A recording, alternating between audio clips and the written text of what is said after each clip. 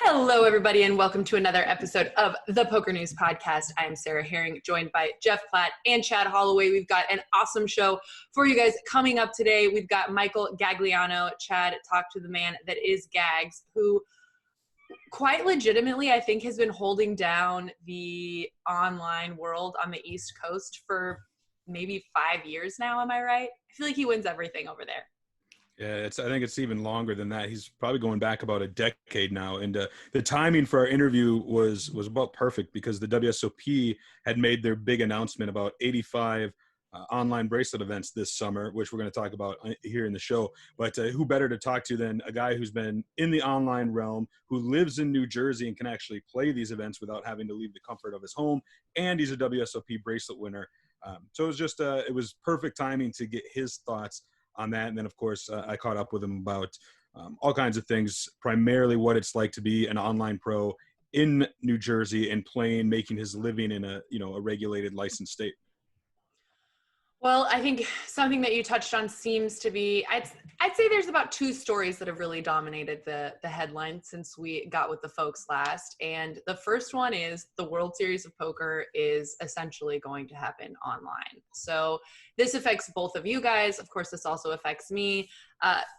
Chad, first of all, you're supposed to be the guy with all the ins with Ty Stewart and all the WSOP people. Like, how did you not give us the heads up here? Like, where was the inside scoop? Come on, Chad.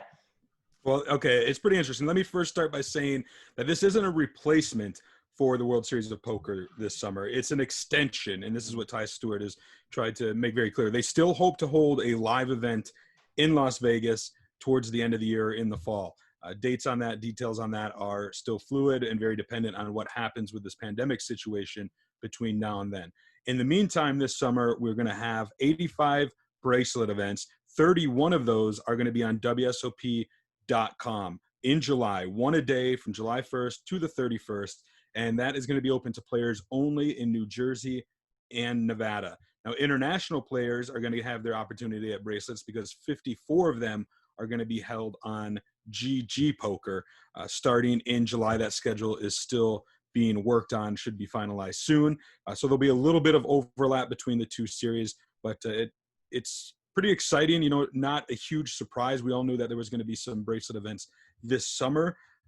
I think it was a surprise that there's going to be 85 of them. And if you look on social media, there's definitely a lot of talk about having so many. And yeah, I mean, as far as having the heads up, like I said, we knew something was going to come, but it certainly was a little out of left field. There was a schedule that was leaked on Twitter by Joseph Chiang, and also Chris Moorman, I think, picked up on it. And that was over the weekend. It linked to a page on WSOP.com that was quickly removed. So we kind of thought, all right, what's going on? And I reached out to Ty Stewart at that time, and he said, I'll have a little bit more for you on Monday. Well, he had a lot more because that's when the news dropped that there were going to be all these events. Okay, so here is my main concern with the schedule, and it alludes to a point that Chad made earlier, that the World Series of Poker online this summer is not a replacement, at least at this moment, for the live World Series of Poker. Now, if they had gone ahead and said, guys, we tried, but 2020 is just not going to work for us to hold the World Series of Poker at a live venue, we're out on any live bracelet events, then I'm totally cool with the 85 event schedule. When we're still planning on having something come this fall in the November time range, I'm a little bit concerned that we can give away a bracelet for example, a $400 online event that's going to take 4 or 5 hours, and we have one-ish of those every day, and then GG is going to have a ton of bracelet events. I don't want to see the bracelet devalued, because I think it's the most prestigious prize in poker. And Chad, you are the one World Series of Poker bracelet winner on this podcast, so I'm curious to get your thoughts. Is the value of the bracelet being lessened by carrying so many online events when you still are planning for a live tournament series?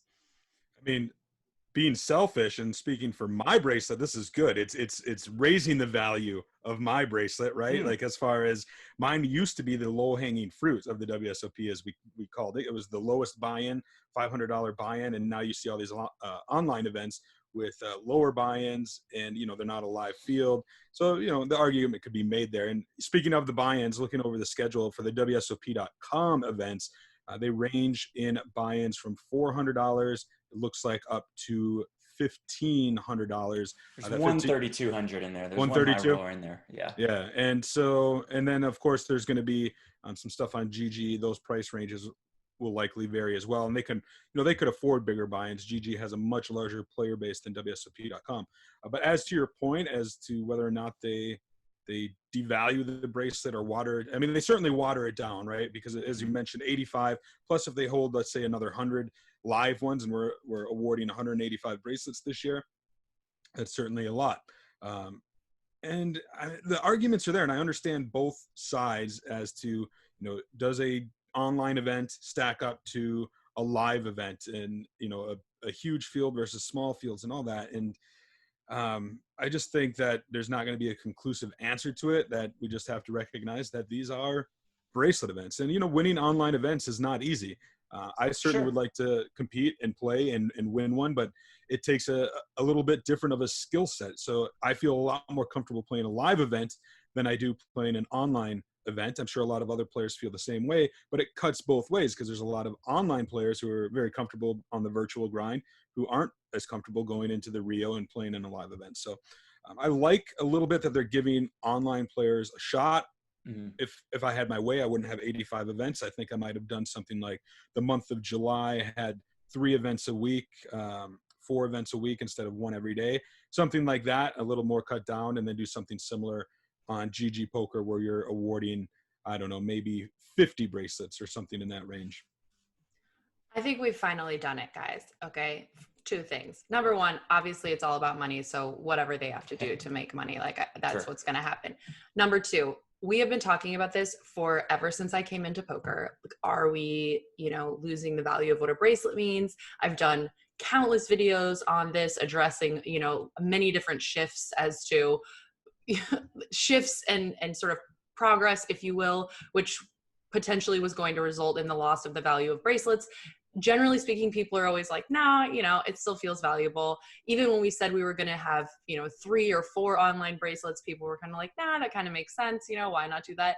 This is it. This is finally, I don't have to do the video anymore. We have finally gotten it. The bracelet is garbage. Okay, I'm going straight to hell for saying that. I know it. But really, I do really think this is finally the movement into the prestigiousness of this particular bracelet. There's just no way that it can maintain the current status that it has, or else maybe people are just going to have to differentiate and say, this was my WSOP online bracelet that I won the summer of the quarantine versus, and then the question, the further question is, because it really ultimately is all about making money, do they continue to do this in the subsequent years? I think it's easy to say it's all about money. Having spoken with Ty Stewart, I know that he does have a tremendous amount of appreciation and respect for the history of poker, the history of the World Series of Poker, and what a bracelet means. That the amount of money that we are you laughing at my dogs behind me, Sarah? Because now you're cracking me up. Yeah, there's 3 of them, and they got to make themselves comfortable, I guess. So I do respect and value that Ty Stewart does think about that. Now, at the same time, they are a public traded company. They do have to think about the bottom line. And so in a lot of regards, it is about money. And I do think that they try to find a good balance. I mean, they could have run, it's online poker. They could have ran 3 bracelet events a day on the client here or something like that and really jam-packed it. So I do think that they try to find a good balance, and to be fair in that regard. As for what it will mean in the future, though, it'll be interesting to see if corporate looks at this and says, wow, we had a good turnout, because I assume they'll have strong numbers for this. I mean, they are bracelet events after all.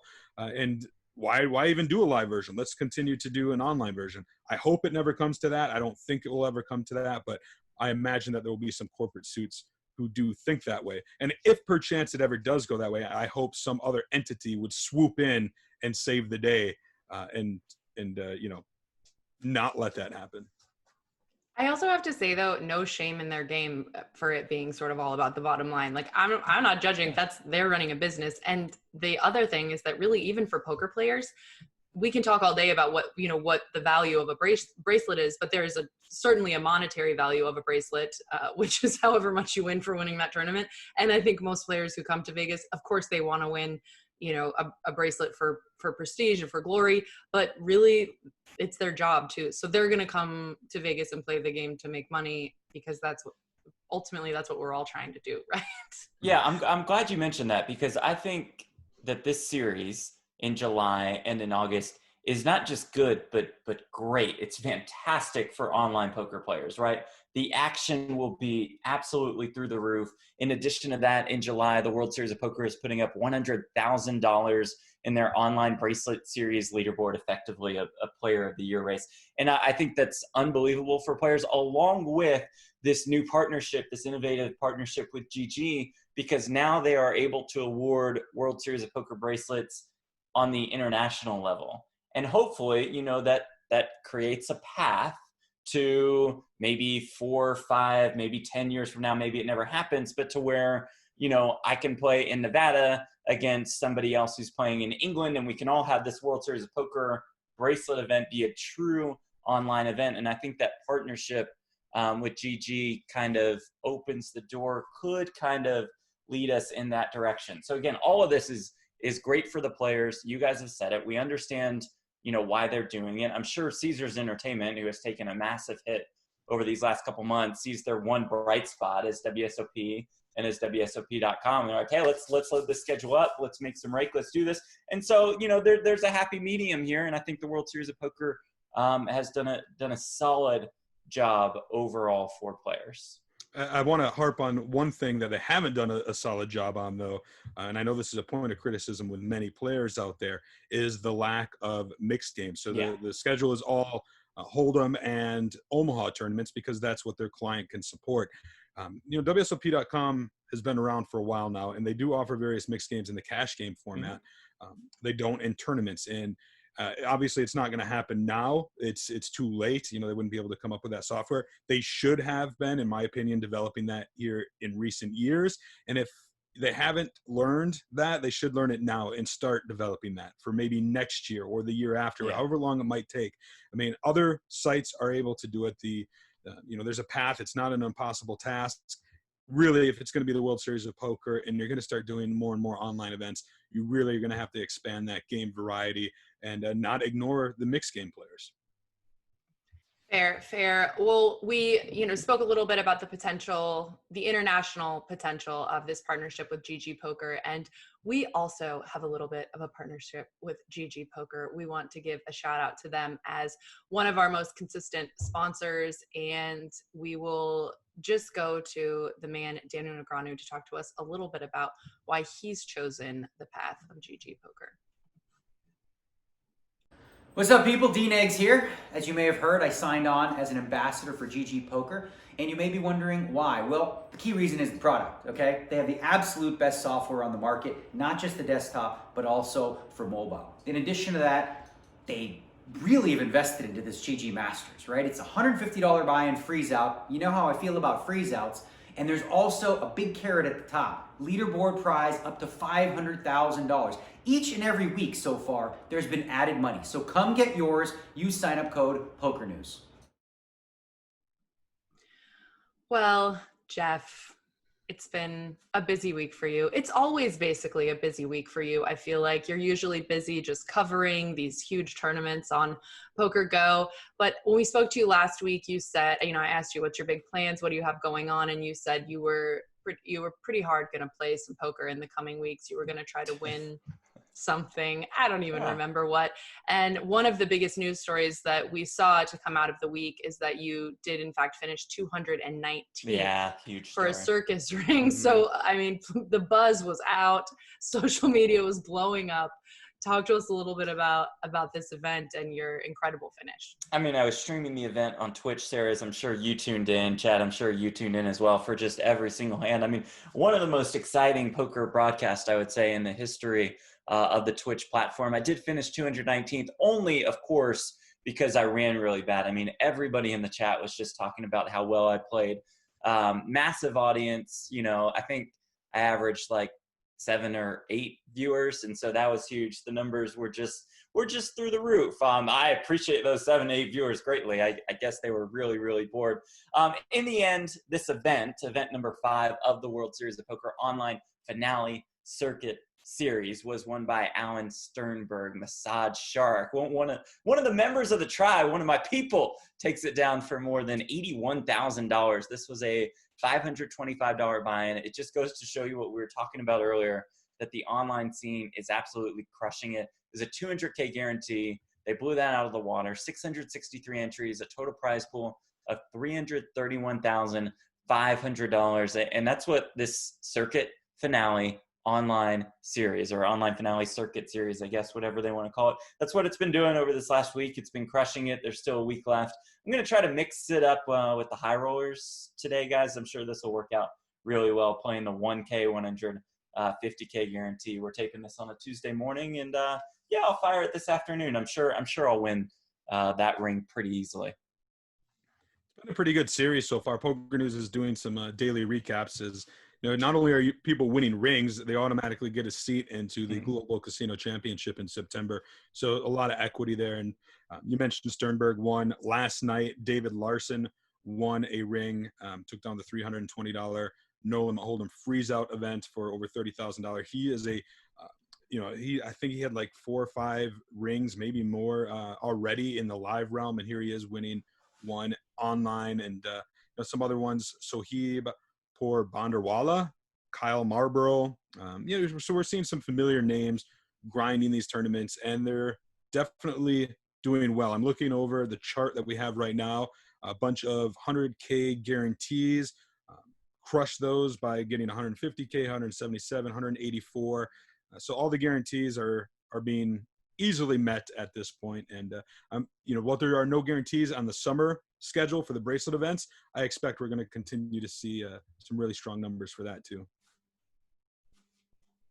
Well, it's been a lot of exciting couple days in poker, and just last week we were talking about Justin Bonomo, someone who can kind of seamlessly transition, pulling himself out of poker, back in, going online, being in the live world, finding himself at the top most of the time. And you even, in fact, were talking, Jeff, I want to say, yeah, let's first cover that. Let's talk a little bit about the Super High Roller Bowl online. We talked about Justin Bonomo, and then you had mentioned that for you watching the stream, this heads up during the Super High Roller Bowl online, which this was Michael Gagliano, yes? Yeah.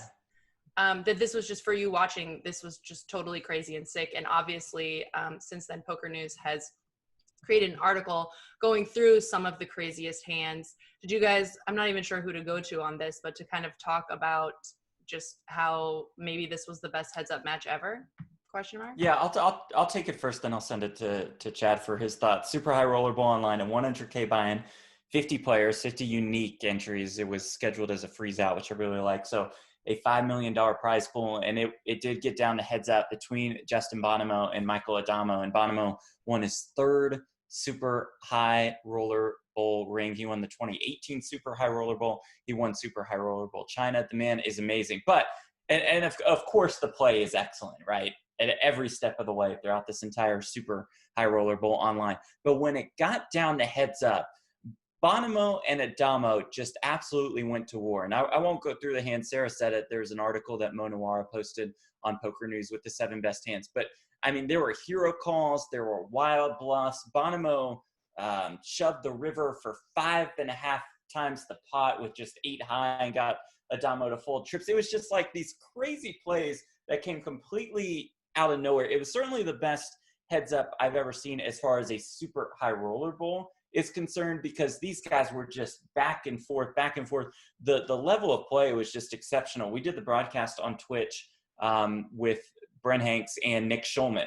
Nick Schulman can compete at this high roller level, and he was just flabbergasted. He was just stunned at what Adamo was doing and what Bonomo was doing. So, Chad, curious your thoughts on this matchup.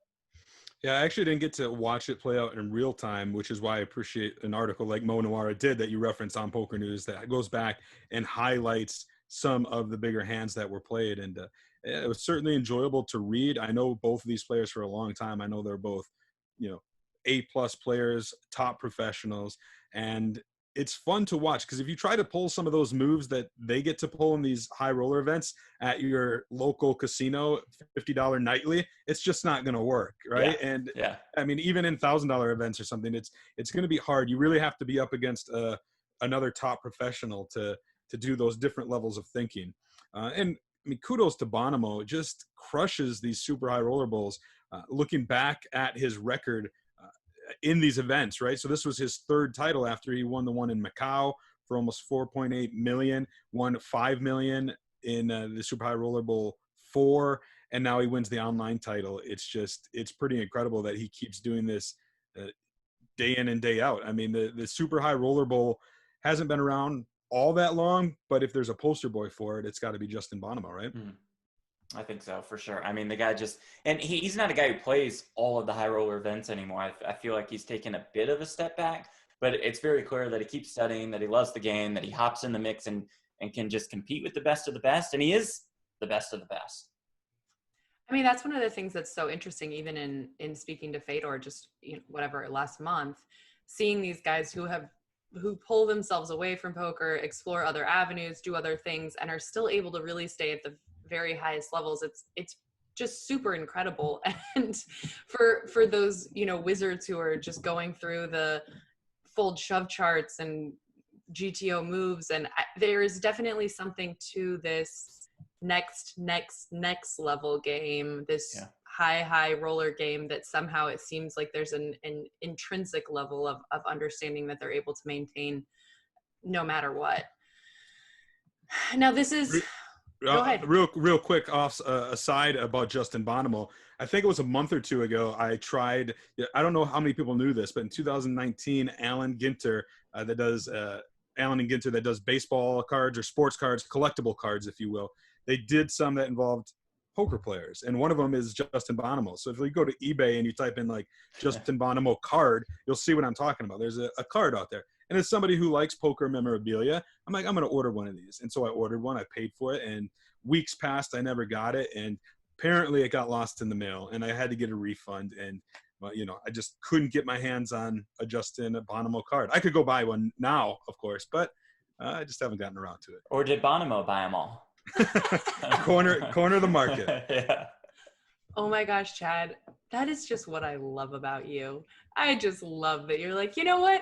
They're having collectible poker cards. I got to get in this business. I got to spend some of this hard-earned WSOP bracelet money on a Justin Bonomo trading card. I just adore you. And this is the story. Quite frankly, we all know that mostly I just want to talk about Dateline. And so I've been dying since I saw in the Slack chat that this was last week, even I think on Tuesday, maybe Wednesday last week, that you mentioned that there was a decision made in the case against Mike Postle, which basically they were determining whether or not to throw it out completely, right? Chad, you've been following this story. Obviously, we know you have a legal background, so you're basically an expert in this department. Why don't you talk us through a little bit about what's happened? And I think people are pretty disappointed. Yeah, I'm far from a legal expert. I had my semester or two of law school before dropping out to pursue poker. But yeah, I certainly have been following this case. I think the last time we talked about it was shortly after oral arguments in the motions to dismiss. The judge heard what they had to say. He did not make a ruling, and he instead took it into consideration. And on June 3rd, the judge rendered his ruling. It kind of came as a surprise. I mean, we knew he was eventually going to be making a ruling. We just didn't know when. And with these sort of things, it can be anywhere from like 2 weeks to many, many months. You just really never know. And so news broke. I got a bit of a scoop, if you will. I know PokerNews was the first to really get the story out there. We learned very shortly after it became official, after it was posted on Pacer, which is a government court website. And then, of course, Veronica Brill really tweeted it out there. that kind of, that was the match that really sparked it all. And so what it was, it was bad news for a lot of people, including Veronica, who's part of the lawsuit, as the judge granted the motions to dismiss against Mike Postle, Justin Caraitis, and Stone's Gambling Hall. However, they've left some room that the plaintiffs can amend against Stones and Justin Caraitis. So they can basically go back, change their complaints to address some of the reasonings that it was dismissed, and then maybe get it to go through. However, that's not going to work with Mike Postle. And the reason being is basically it boils down to a old California public policy and a case called Kelly versus First Astri Corp. And that ruled that, quote, not cognizable under California law. Sorry, let me back up real quick. It was an argument by Stones that that gaming losses are too speculative and therefore cannot, judicial relief is not an option. And so this case says, and quote, that such losses are not cognizable under California law because California public policy bars judicial intervention in gambling disputes, in part because the asserted damages are inherently speculative. And to kind of put that in layman terms is that if Postle, the damages from whatever Postle may have done, you can't really determine. It's too speculative. You can't say, well, had I not been cheated in this hand, I would have won this amount of money, or I would have went on to win this amount of money.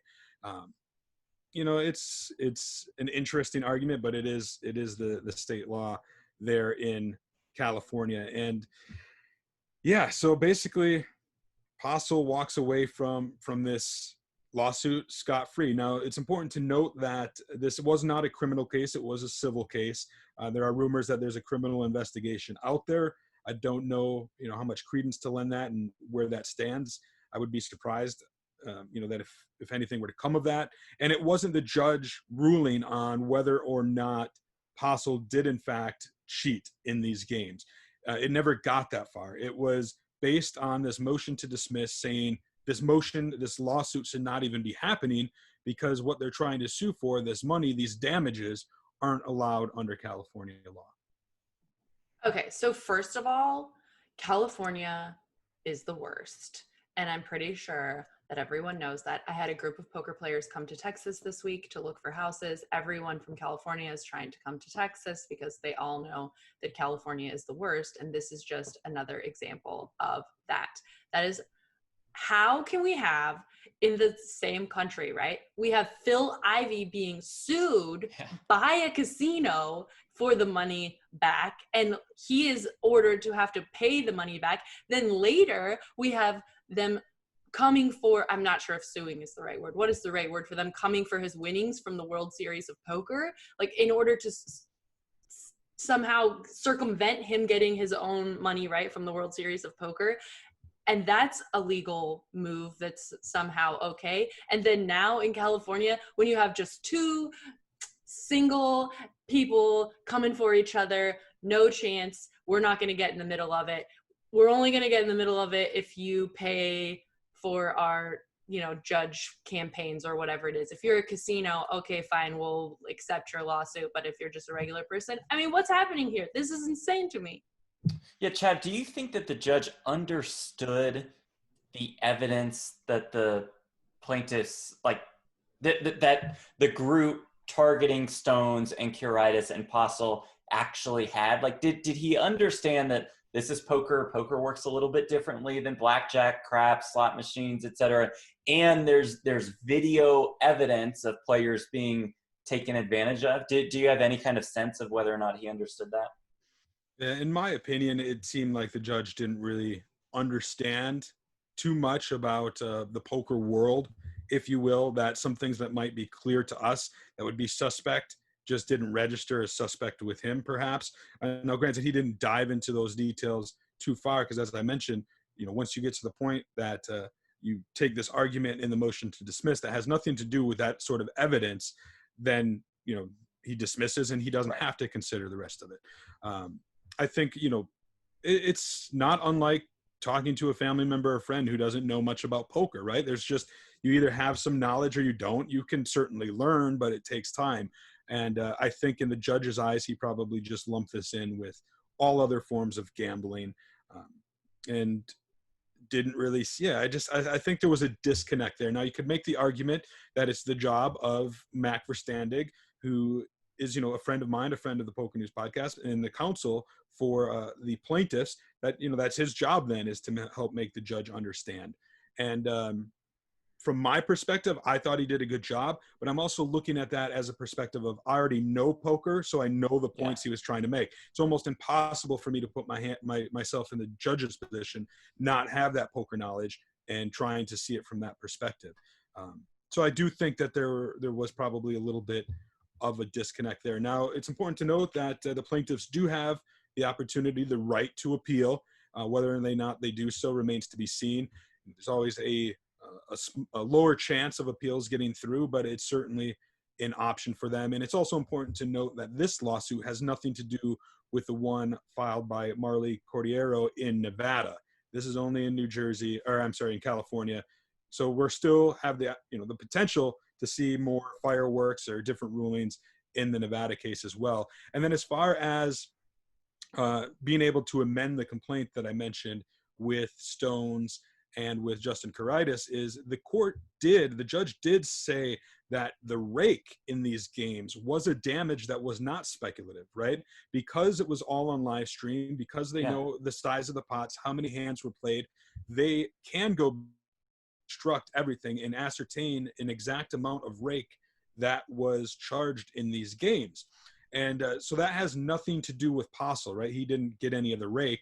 That's why he's out of this lawsuit now. But why they can amend, that they can ascertain those numbers, come back, amend their complaint, and go against Stones and Caritas for that part of it. And that is breaking a bit with California law and precedent, because it's just, it's a gaming loss because it's part of the rake. You're losing it, but it's ascertainable. It's not speculative. So that's an interesting aspect that, granted, it's not a huge amount of money. I don't know how much the rake would have been throughout all the hands Postle played. I would imagine in the thousands of dollars, maybe tens of thousands of dollars. They did rake during their live stream broadcasts?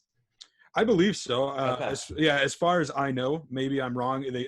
I know in some live streams they maybe don't rake per hand per pot, but they do something where when they trade out dealers or something, that everybody pays a timed rake, things like that. I don't imagine that they were offering a rake-free game. It's so interesting though, also because it's kind of then, is it one or the other? So for example, it says today the California state legislature still has not created a statutory right to permit individuals to recover their gambling losses, although other states have done so. And so it's interesting because it's basically, they're saying, okay, well, in California, we're not going to get in the middle of, gambling losses, basically. It's just something we can't be involved in. But then also they're like, or is it that it's the specific amount of money that we can't exactly figure out? I'm kind of like, pick a lane here. Like, is it because California doesn't want to be involved in regulating gambling losses, or is it because they can't pick a finite amount of money or a very specific amount of money? And it's interesting because I also would say, even on the federal level, which of course this, I guess, would date all the way back to the Civil War if we want to talk about states' rights and the difference between the federal government and the states. But I mean, they figured out a whole specific lot amount of money, right, for poker stars and for full tilt poker, and for the federal government basically came in and said, y'all owe this amount of money, and we are going to be the people who are going to say you have to pay this amount of money back. Or I just think it's I feel like it's making me feel a little bit that the judiciary is quite messed up, maybe. Like, they're just picking, like, in this case, we're going to say this is the rule, and then in this case, this is the rule, and then here, we're going to say you have to pay money back, and then here, we're going to say, well, we don't really want to get involved. And I'm just, I feel like, yeah, they don't understand poker, yes, but they have definitely made plenty of decisions plenty of times in order to make things work for people when a lot of money was concerned. Put yourself in the situation too with the judge who might not know a lot about poker. Let's see if this analogy will work. like, I don't know much about the stock market, right? I'd like to, I'm hopefully one day we'll learn a lot about it, but I don't. And so let's say two people came to me, a buddy came to me and said, oh, I just, I got cheated on this stock site where I was trading stocks. They took my money. It was this whole thing. And I reach out, to try to help to this stock company. And they say, look, we didn't cheat. We didn't do anything wrong. He just lost. He made bad stock picks. Yeah. He's being a sore loser. He's trying to steal his money. And, we're a licensed establishment or what have you.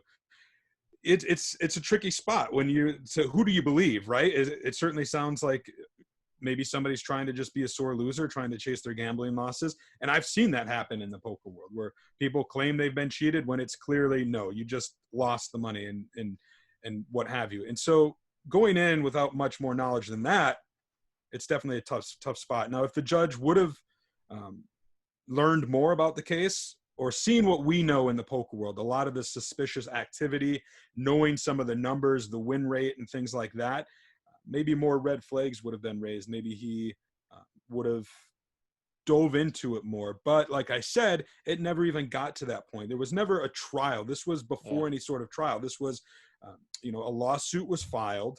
The people it was filed against, Postle, Stones, Caritas, responded to it.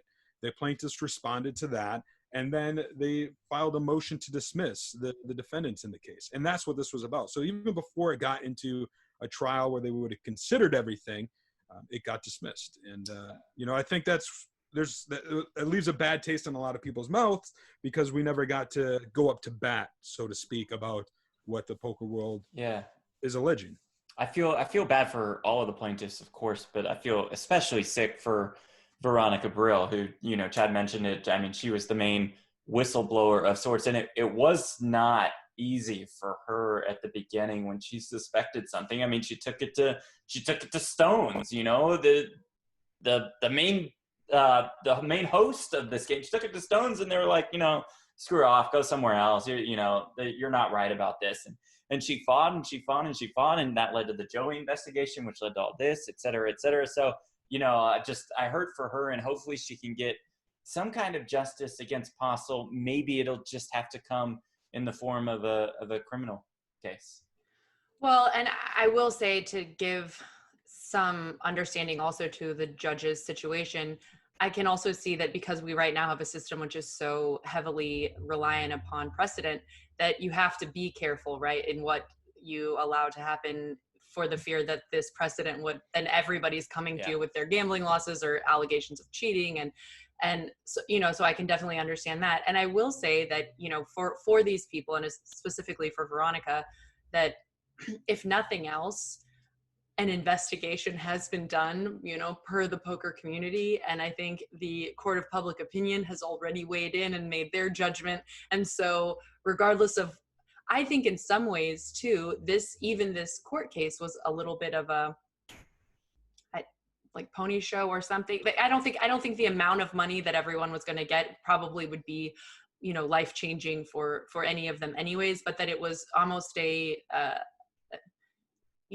moral movement or something, sort of a symbolic choice that they were making to say, like, we're not going to let this pass. We are going to litigate this. And whether or not that ended up working out in the traditional courts, I would say the entire poker world will never be the same after this. And let me just say that I have invited Mac Verstandig to come on the podcast and share details. He can't do that right now because the case is still going. They're going to amend their complaint against Stones and Caritas and stuff. So down the road at some point, I think we'll have the chance to sit down with Maurice Verstandig and learn a little bit more about what he thinks happened in this case and what might have been going on with the judge. And then also, I've said it before on the show, I'll say it again, I would love to have Mike Postle come on the show and tell his side of the story. So that invitation is there. And then also, likewise, if anybody from Stones or Justin Caritas want to come on, the invitation is there. I don't think they'll take us up on it, but it's there. It's obviously a multifaceted story that has engulfed the poker world for the better part of a year now, and I don't think it's going to go away, anytime soon. So if any of those guys want to come on the show, we would be more than happy to talk to them. Amen. Well, that was the thing I was the most looking forward to talking about, but that's not the end of the news for this week. You can't imagine with not being able to go into casinos how much news has been able to come out. But we know that Vegas opened last week. To Play Poker also. I was watching all the videos. I was totally head exploding when I was watching it was so crazy busy. People were just waiting outside of all of these casinos without masks, most of them, by the way, which I couldn't believe. So Jeff, give us a little bit of a taste being in Vegas. What has the last week been like?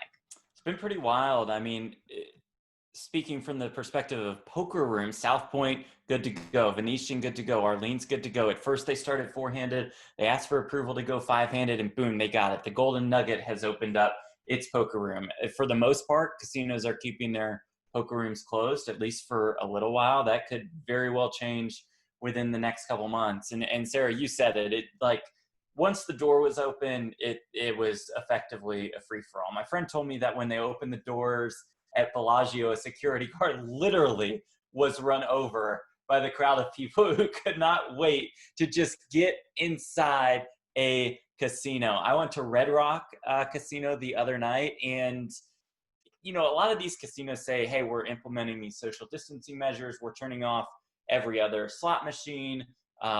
We're making sure that you stay 6 feet away from the next person. Nah, didn't really happen. I mean, the only change that I really saw was, besides the whole staff wearing masks, was 3 seats at a blackjack table instead of 5. I mean, the craps tables were still packed. Every slot machine was open. Every video poker machine was open. At some random spots, they took out chairs, but that didn't matter. And so now you have the 3 seats at the blackjack table, but somebody's standing over your shoulder. I mean, it's like it's all systems go. And maybe 8% of the customers were wearing masks, at least when I went. And it's just like, okay, I mean, I went, I wouldn't be going if I was seeing, parents or grandparents anytime soon. I mean, but it's like the door was open and it felt like Vegas was boom, just like that, already back to normal. And I know it'll take some time, and there was probably an initial onslaught because everybody was just so excited to get into a casino and gamble. But I know that Caesars and MGM are enhancing their plans on reopening, and that means that they're going to reopen some of their hotel casinos a lot faster. They started with just opening, I think, 2 properties each, and they're already like, okay, boom, boom, boom. Within the next couple of weeks, we're going to open up a couple more spots. I mean, there were initial rumors about Aria having to wait to open until September of 2021, and now there are rumors that Aria will just open up next month. And so it's like, all right, all systems go here in Las Vegas. Dude, everybody's got that money, right? They got their subsidy. They trying to go in and gamble, right. And these casinos are like, we got to get in before somebody get that money already. Man, it's so crazy. It's so crazy. And then how fast it shifted from, okay, 4-handed, okay, maybe 5-handed, where it's just like, I don't know. But it's interesting because this has really been the balance of the whole thing from the beginning, right? It's like, okay, there's like the 3 main components, trying to keep the hospitals not overpacked, trying to keep the economy going, and also trying to make sure that not everybody gets sick. And somehow we, go far to the one side, and then once we shoot the lock off, it's like, I think we'll see, right? We'll see in a couple weeks. Maybe we'll see. I mean, Nevada has done a very good job. That's no thanks to our crazy bird Las Vegas mayor. That's all the thanks to the Nevada governor, Governor Sisolak. I think he's done great. The numbers are way down. But yes, Harry, you said it. I mean, we'll see in a couple weeks, what this opening really sparked. Well, finally, before we move on to the Gags interview, which I'm very much looking forward to, Chad, and appreciate you getting that done. Chad, can you talk to us a little bit about the latest update from the Party Poker US Network Online main event? Yeah, we've been talking about this pretty much each show, as they are a series of tournament series throughout the summer, right? So it's taking place on BorgataPoker.com, BetMGM Poker, and Party Poker US. That's like a triumvirate of online sites joining forces for their own network to hold these series. And the most recent one wrapped this past weekend. The main event was a $75K guaranteed main event, drew 317 entries, and was won by Brian Sherrier, known as Top Creature Online. He's a regular on these sites. I'm getting to know these players in this particular network because we're doing more and more coverage, right? And so we see a lot of the same guys, the East Coast grinders, John Borenstein, Ryan Honer, Shankar Pillai are just some of the guys who are regulars that we're seeing compete. So it's interesting. It's fun to start reporting these tournaments and getting a taste of what online poker might be like in the U.S. as more and more states start to expand, because party poker is going to be a big player. And so you can expect them to take these sort of series over to whatever states they might have. Ideally form some interstate compacts so they can combine player pools. And in the meantime, Michael Gagliano is actually an ambassador, a sponsored pro for BorgataPoker.com. And so I thought, who better to talk to about poker in the United States, to talk about these Party Poker US Network series. And sat down with him to talk about that. And then, of course, his thoughts on the World Series of Poker online bracelet events coming up this summer. Here's my interview with Michael Gagliano, a.k.a. Gags 30. All right, I am with our guest this week, one Michael Gagliano, a.k.a. Gags 30. We've been doing a lot of coverage in the New Jersey online poker arena on PokerNews.com. So who better to talk to than a BorgataPoker.com sponsored pro and a WSOP bracelet winner. Gags, how you doing? I'm doing all right. Thanks for having me. Yeah, it's pretty exciting right now. It's a crazy world that we're living in, and one of the silver linings is that online poker seems to be thriving. Is that the case with online poker in New Jersey? Yeah, I mean, it definitely had a big uptick. I think end of March, April was the real month. I think you've seen numbers kind of coming back down to earth a bit, but there's still that buzz is still there, especially in the tournament scene, with all the series that have been going on, both on, I mean, WSOP has been running series after Borgata is starting to run a bunch of them. PokerStars ran, I think, one or two, but just every week there's something. I think last Sunday was the first week in like a really long time that my friend messaged me. He's like, "Hey, there's nothing special going on. Like, what happened?" And I'm like, "I don't know." But this week the Borgata series just concluded yesterday, and WCP's got their circuit going now too. So we're back into special mode again.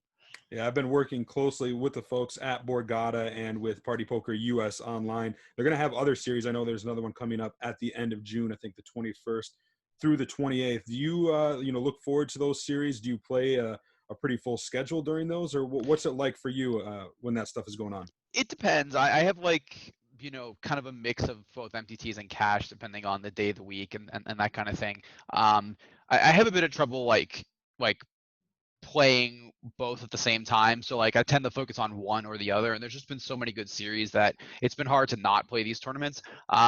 So yeah, I definitely play those. I don't always play all the weekday stuff, but all the weekends, the Sunday stuff especially, I'm always in there for those. And I can't wait for more stuff that's coming up.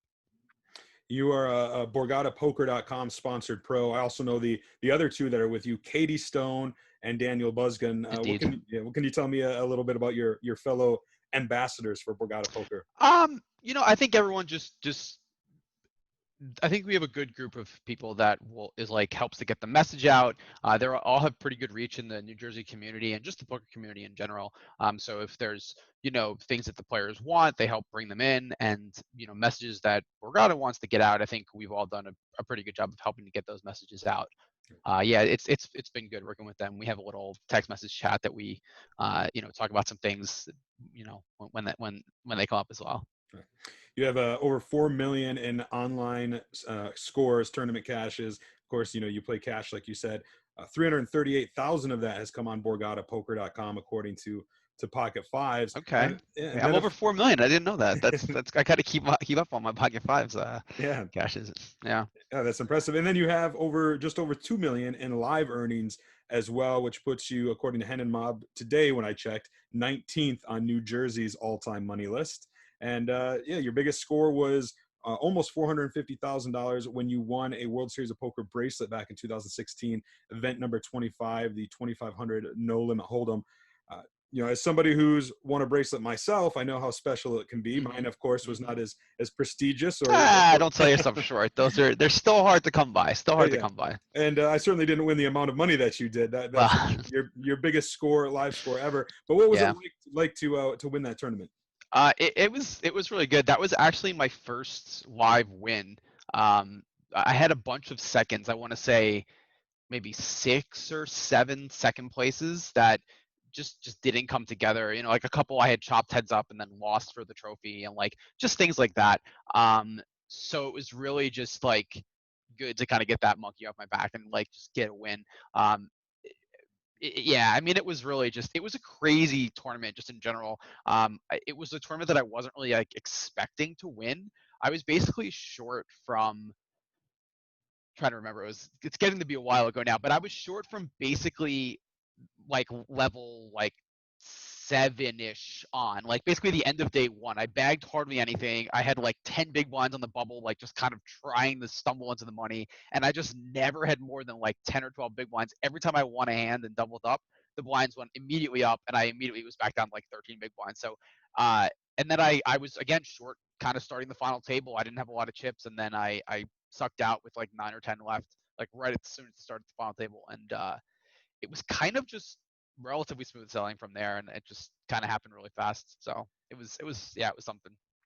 Well, you've done something that I've never been able to do since I won my bracelet, and that's actually contend for another. The following year, you were at the final table of the 3K No Limit Hold'em 6 Max, ended up finishing in third place for $210,000. What was it like, going deep again? Was that I don't know how the tournament played out. Did you think you were going to win your second bracelet, or, were you fortunate to get to third place? What was that whole run like? That was a really different field. I mean, both fields were not, like the final table of the 2,500 was definitely not easy. But the 3K6 Max was definitely tougher down the stretch. I had more chips. I felt a lot more in control of that. I felt like I was playing like just really well that summer. I just kind of found my stride. That was, I think, that was the next year, 2017, right? Yeah. Yeah, I really felt like I was at a good place in just regards to like my opponents and stuff. Like I felt like I was in kind of control of a lot of situations that I had like studied really well and stuff. But yeah, tough final table again though. And Mormon wound up kind of getting me, and in that one he won the win. So I was happy for him. He's a good guy, so I was happy to see him win his. That was his first bracelet. So that was that was cool to see. But yeah.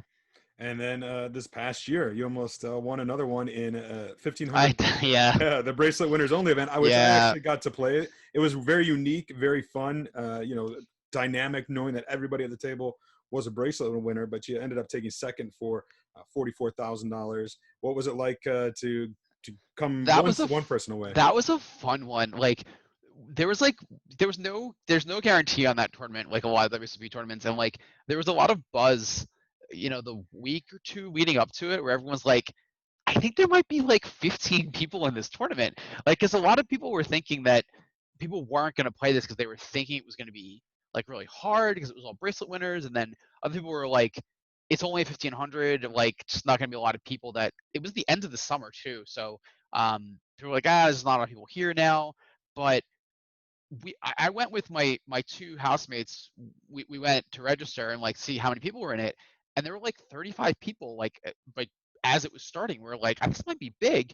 And it was just like, apparently there's a lot of people that have won bracelets playing like stud 8 over the years, and like, and everyone that I asked was like, yeah, I won a bracelet in like 1982 in like 5-card draw. And I was like, oh, okay. Like but then as the tournament went on, like you could register at the start of day 2 also, and so like a ton of like more recent bracelet winners jumped in then, so it became like much tougher of a field, like kind of instantly there. And it wound up being like kind of a battle down the line, but that was definitely a fun tournament. It was really cool. WSP made it no rake too, which was really nice, just to kind of let everyone play, and it got some good coverage because it was cool. Just like everybody knew basically everybody in the field. Like I said, there were definitely some people that won bracelets a long time ago that I had never heard of personally, but there were a lot of stories, and a lot of those guys seem to know each other. Like, oh hey, I remember you, like that kind of thing. Right. So yeah, it was fun. I lost to Shankar heads up. We kind of were even heads up and just kind of had a battle, and he just got me. But yeah, it was that was a fun one too. Yeah, it was That was pretty... the last tournament I played in the World Series. And, oh wow. yeah, so we'll see what happens now. no main events for you then, or was that That was after the main event. That's right. Yeah, that's right. Yeah. Because there were a couple other tournaments left, and after that I was just like, and I just went home. But yeah, I'm like I'm like missing live poker right now with it's June. I'm kind of like at a loss. Like I don't. Everyone's asking me questions about like the New Jersey scene in Borgata in the summer. I'm like, oh, what's coming up? How's poker going? And I'm like, I don't know. Like I think it's bigger, but I've never played online in June really in New Jersey because I'm always in Vegas. Yeah. So I play on WSOP Nevada while I'm out there, but I don't get a chance to play on the Jersey sites. So yeah, I don't really know. It's kind of uncharted territories here for me. So we'll see what the next month brings. Well, speaking of online poker in New Jersey and Nevada, let's talk a little bit of news that actually broke just a couple hours ago before we were recording this interview, and that is the WSOP is going to host 85 bracelet events this summer starting on July 1st.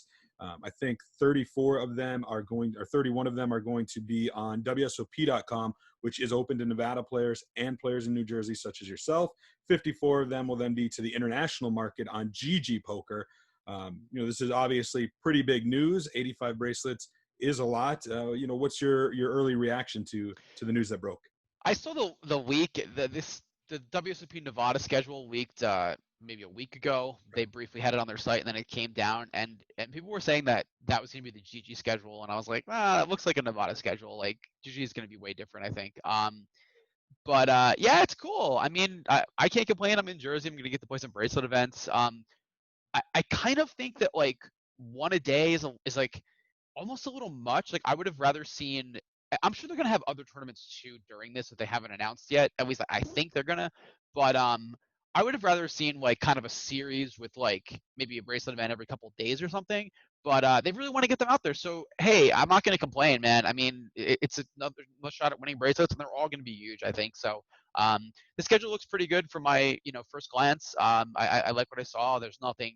The buy-ins don't seem like super low or super high or anything like that. They're kind of in that nice meaty zone where I think mostly everyone is going to either have a shot to get in or at least have a shot to play some satellites to get in, which is good. It's good to see. I know there's already like some people on Twitter complaining that there's too many events between WSP and GG, but I don't know. They've been pumping the schedule for a while now with the Europe events, and last summer we saw them add a bunch of bracelet events, and what was supposed to be this summer, I forget the exact number, but there were going to be a ton of bracelet events this summer online already. So they clearly just want to get them out there and get the numbers up and stuff. So that's just changing as the poker landscape changes, and we have these segregated markets. I think you're going to see more of this. Right. I don't know. What, as an online player and a live player, what are your thoughts on the value of the bracelet, so to speak, in an online event? I know that's a big debate amongst poker players, amongst even my colleagues in the poker media. As somebody who's won, as Alan Kessler likes to remind me, a fake bracelet because my field was a closed event. Yeah, I do see it like a hierarchy, if you will. Now, don't get me wrong. If I could play these online events, and maybe I'll get the chance to if I travel to one of those two states, I would be more than happy to win another bracelet, even if it is an online event. Yeah. But I do get the argument too that, hey, these might not be as prestigious as winning one live actually in Vegas. So I'm just curious, as somebody who has done that and somebody who is well ingrained in the online world, just what your perspective is on that whole debate. Well, it's kind of funny because people definitely say that like, oh, the online bracelet has less value, or like, oh, the employee bracelet has less value, or whatever it is. But like at the same time, there's poker players that say, oh, your 25K bracelet has less value because you only beat 80 people or whatever it is. I mean, my friends make fun of Neil Farrell because he won his bracelet in some 25K that had like, I think it had like 101 people or something. And like, we're like, yeah, man, you beat like no one. Like you won a sit and go. Like, great job. Like Neil has a triple crown.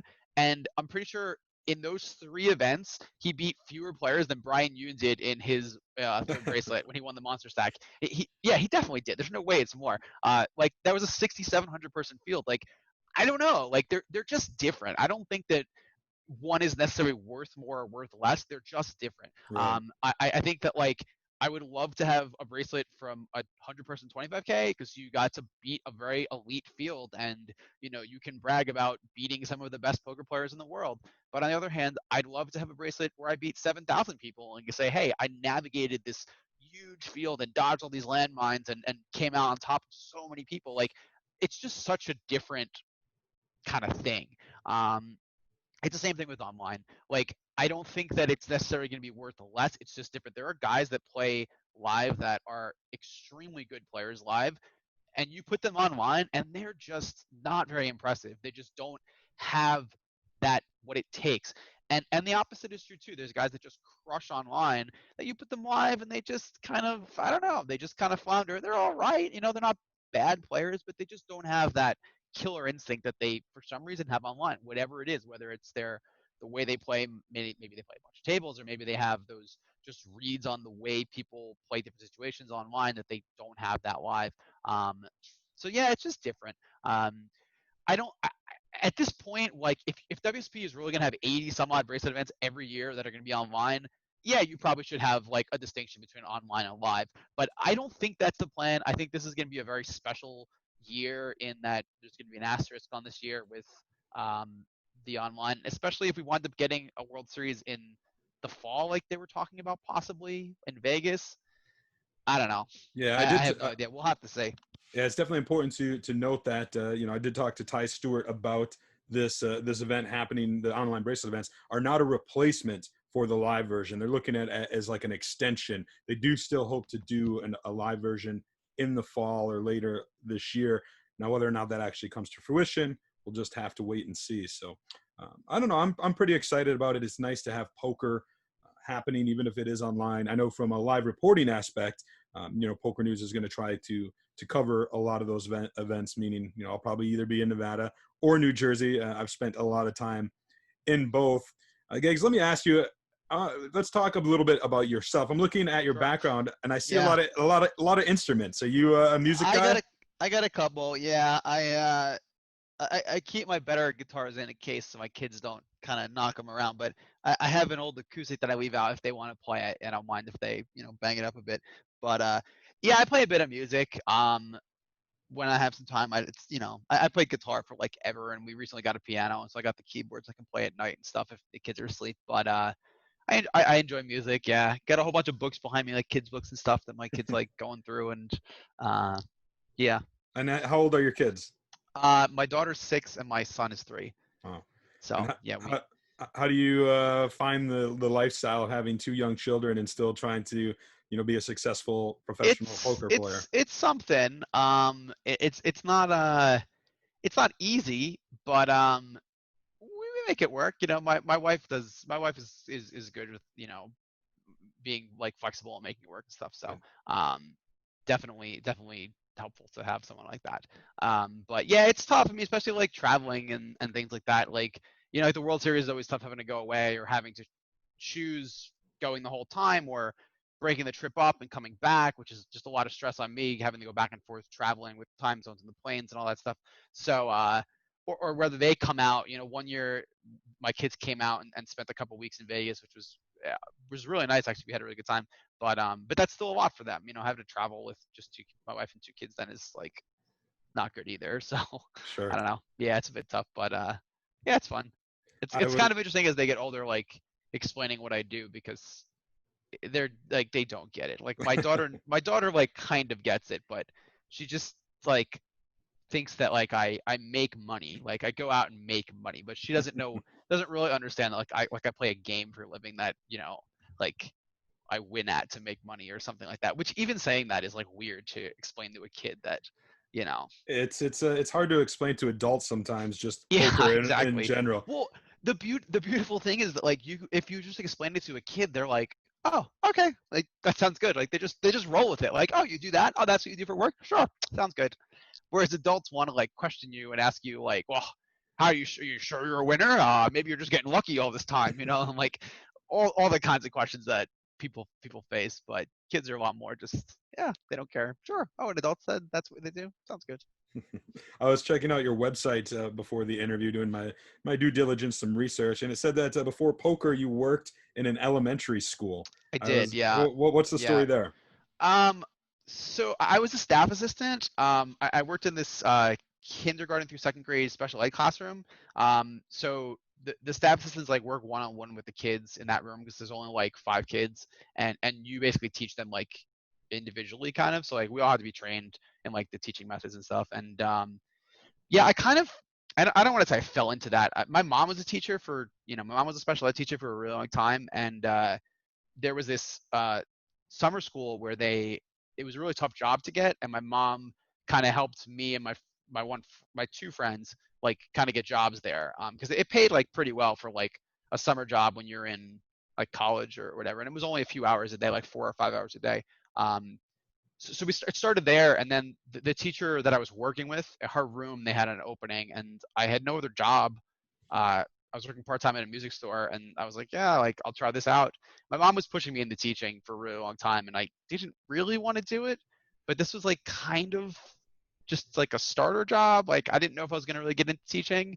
That's probably what I was going to do because I was like kind of had an aptitude for it, but yeah, I wasn't really sure. I still was like kind of trying to figure that out, and then poker just kind of hit me while I was doing that.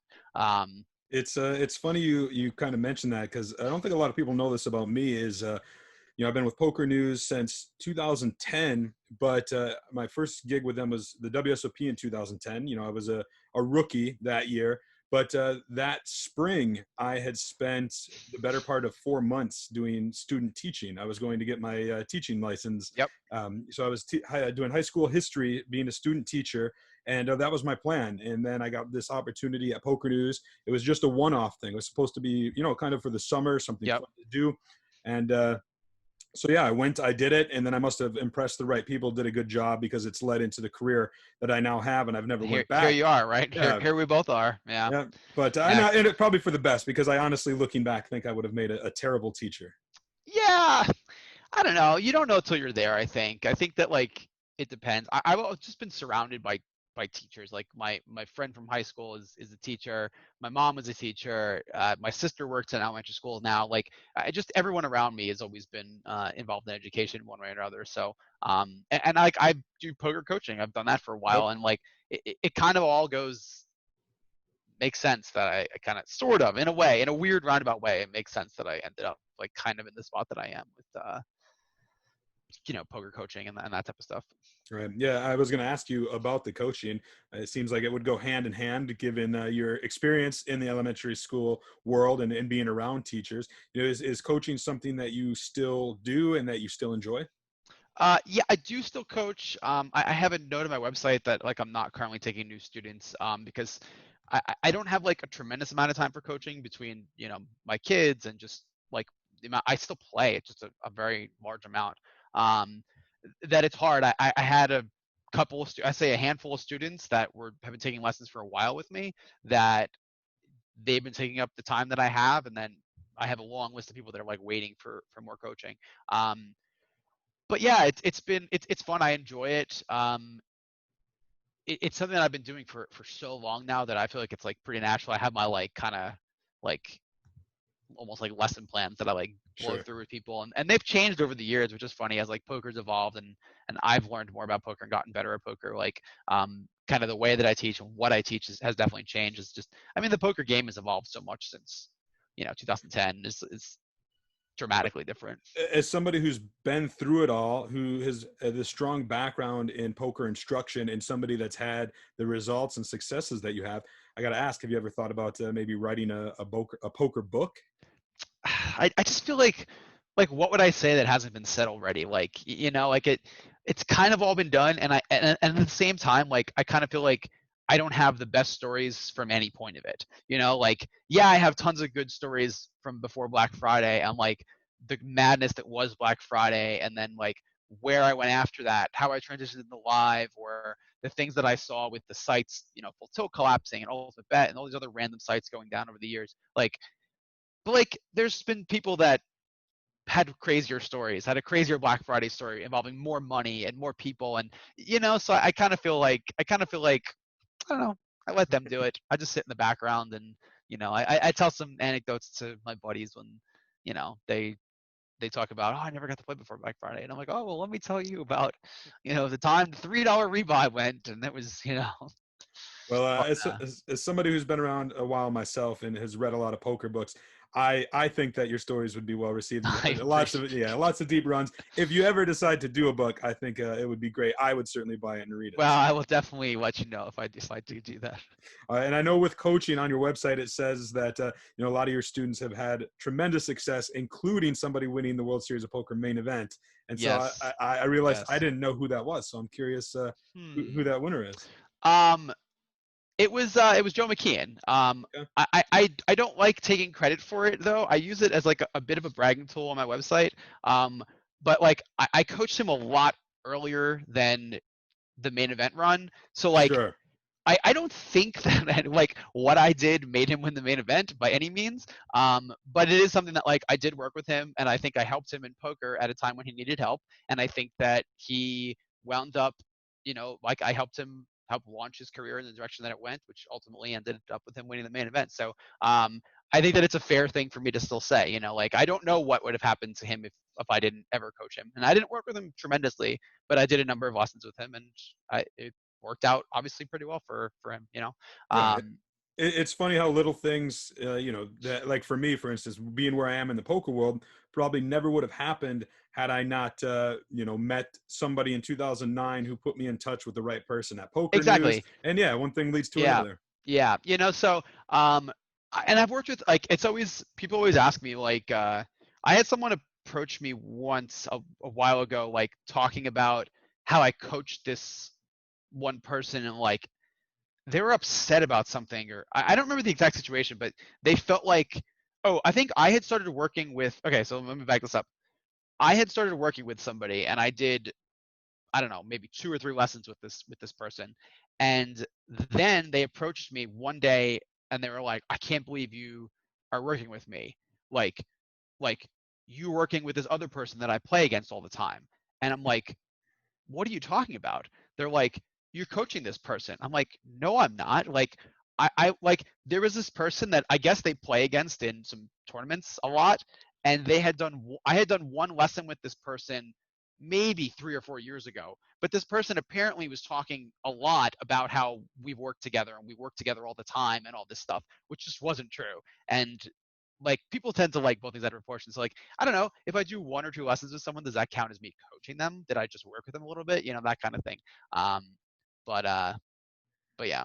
Yeah, I get where you're coming from. I certainly wouldn't perceive it that way. But as I'm learning in the poker world, there's I don't know, people get inside their own heads and develop their own little narratives, and I don't know, it's weird. Like, there's stories we run on PokerNews that people react to that I think you must be crazy.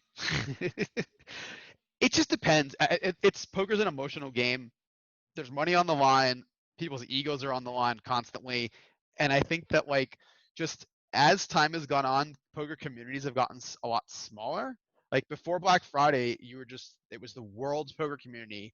And then, yeah, it was fractioned into, the Americans, and there were some East Coast guys and some West Coast guys, and, the British guys, and, maybe the Polish crew or whatever there was. But we've just fractioned it smaller and smaller and smaller. I mean, even in New Jersey, like, there's different crews in New Jersey of like 3 guys, 4 guys, and like, there's drama between people and here and there. And like, it just, I don't know. It's just, everyone's always like kind of got their hair on their back, standing up, looking around. Everyone's always afraid of something. And like, I don't know. I think a lot of times it's just like, you just got to relax a bit. Like, you're just playing a game at the end of the day, not everyone's out to get everybody. And right. Yeah. Well, let's end this with a little talk about Borgata, poker.com. You're Sure. a sponsored pro. What would you say to people who are in New Jersey that are considering, playing online? Why should they check out BorgataPoker.com? I think Borgata tries to have an assortment of things for every player. Like, Borgata just ran a tournament series that was a lot of lower stakes tournaments that you haven't really seen a lot of that in New Jersey. Like, I think PokerStars ran one like a while ago, and that was it. But the Borgata ones have been very successful in there. Borgata's been trying a few different things with some of these phase tournaments that I think have been pretty successful. They just ran one $10 one with a $25,000 prize pool, which was like pretty cool. Just different things like that. Really just trying to like kind of appeal to each player, like whatever level you're at, whether you're just starting out playing lower stakes stuff, or whether you're a professional playing, higher stakes stuff. We try to have a little bit for everybody. So hopefully there's some good stuff to come. I think people will be pleasantly surprised with some stuff that's hopefully coming out soon. So yeah, I hope people check it out. And if they do want to check it out, PokerNews is offering a special 100% deposit match up to $600 plus $20 on the house. You just got to sign up, download, and deposit. I'll put the link to that in the show notes. So if you're in New Jersey, even if you're not in New Jersey, you can still sign up for an account. You'll just have to be then in New Jersey to actually play. So if you either live there or you plan on visiting there, definitely check out BorgataPoker.com. And then, of course, if you guys want to keep up with Michael Gagliano, they can do so on social media. I know your Twitter is at Gags30Poker. Do you have Instagram or anywhere else that they should follow you?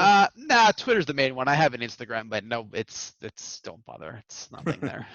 Awesome. Well, I appreciate you taking the time to chat with me, and good luck in these World Series of Poker bracelet events that are going to be happening this summer. Thank you so much for having me, and yeah, hopefully I can bring home a second bracelet. I like you said, I came close last year, so gonna definitely try. Definitely would like that. So we'll see. Well, that is all we have for you folks this week. But per the usual, nothing slows down in the poker community. So you will want to keep track of everything on PokerNews.com. And if you are able to play online poker and you're looking for a place to play, be sure to check it out. Check it out. Run It Once. Run It Once is the brainchild of Phil Galfond, a longtime fan and friend of the Poker News podcast. And we, in general, just think it's a great site. They've got some great rakeback promotions. They generally promote the idea that the game should be fun and we should be attracting players, making a fun playing environment, which of course we're all down with. And you guys can get a special bonus, especially your first deposit, at once.run/PNPod. That's once.run/PNPod. Anything else you guys want to tell the homies before we let them go? Yeah, we need people to go and review the Poker News podcast and give us 5 stars.